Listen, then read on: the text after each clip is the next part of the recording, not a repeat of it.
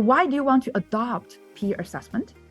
I think other than all of these things here listed here, actually, I think students like this. I mean, especially this young generation, students like this because they can see this is much more fun. To them, it's more like gamification thing, like, oh, it's not just assignment. I can actually see if my rating is close to my professor's rating, I can actually see my grading power increase, and that's kind of boost up my confidence, right? From the grading perspective, as an instructor, as a professor, it can reduce grading and administrative burden to some degree, and also I have to emphasize there's a learning curve as an instructor myself.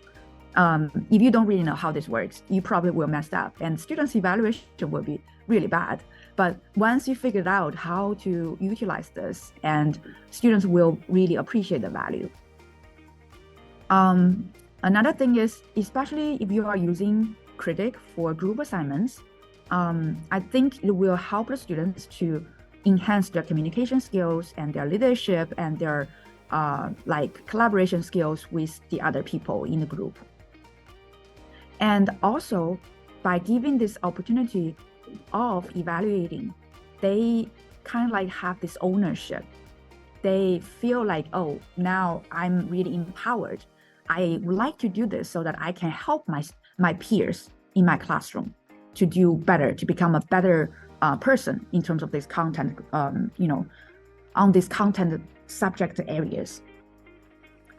And also, because whenever you do this group assignment, it allows them to learn from each other, and this diversity, this kind of like exposure to diverse ideas from learning from the other people's work.